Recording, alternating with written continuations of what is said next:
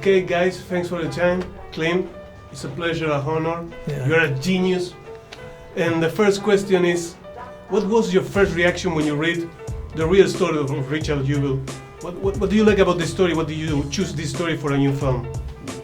It was a fascinating story anyway. I always feel an underdog story or somebody who's been falsely accused and trying to get straight is always intriguing.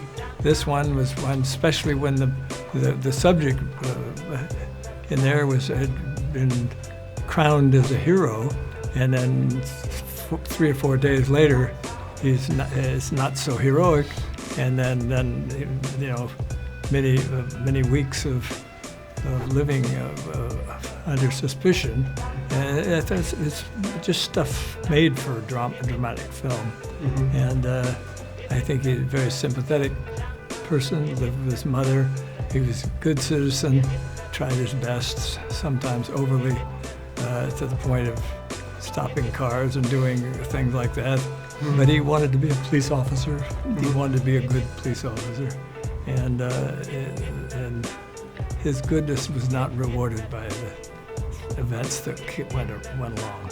Mm-hmm. Paul, how is working in a movie directed by a legend? It's exciting. It's fun to call your family and friends and watch them react in real time when you tell them you're. Oh yeah. Yeah, because my whole family, from the good and the bad, and the ugly, to In the Line of Fire, to his more modern films. I mean, we've been watching his movies for years, and we're fans of his. And then my family heard me talk about Sam Rockwell my whole life, how I wanted to work with him.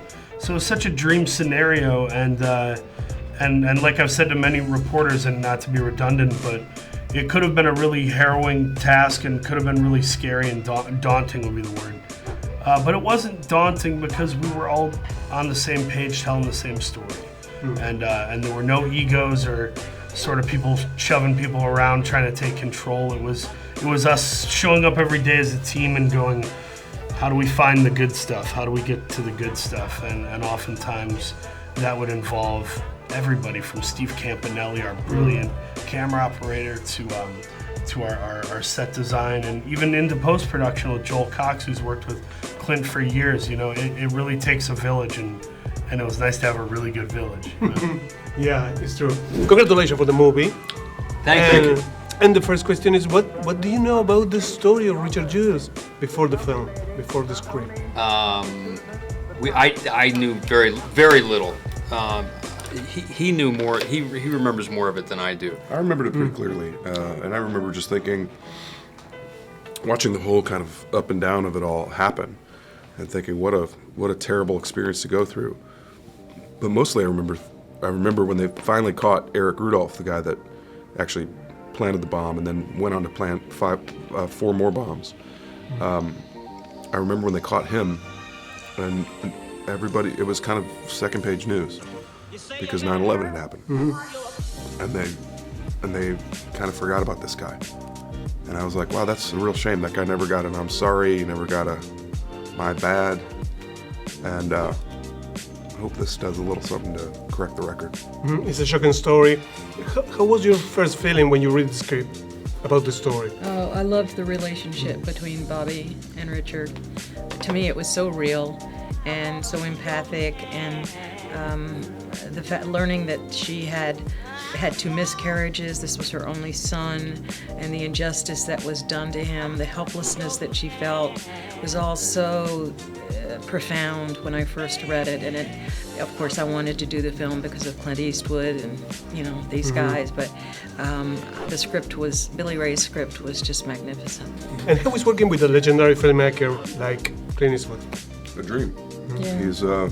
He's one of a kind in every way, and he has a unique style of working that is incredibly gracious and comfortable.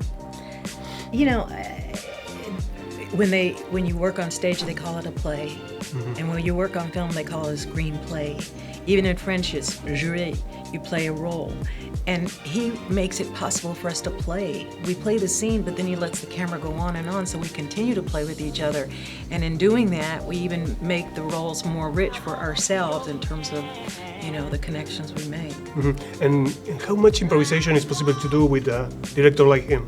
Well, the script Well, was the very script was- solid, Yeah. but we were given license to Yeah, play. yeah, we did the script, but we were able to play outside of that as well. And what you see is the script. You shoot one film for a year. What is the secret of your energy? You're a superhero. No, I just enjoy working, and if you have the property, if you have the material and you want to do it, that's fine. But if you don't have the property and you're struggling with it, it could be. I wouldn't do it now in this time. If I didn't feel like doing the property, I wouldn't do it because just it's not. If you can't do it right, then best not to do it. Yeah, energy is you're energized by the material. Is the idea of it, and the idea of this. I was chasing this thing for 4 years, this property with different studios and stuff, and had a deal with it together once 3 years ago, and that fell apart. And then here, just on a lark, I said I'm going to take one more thing, and it turned out I was getting it when certain things released and it fell together. But that's the adventure of this kind of a business. It's not routine. It's different all the time.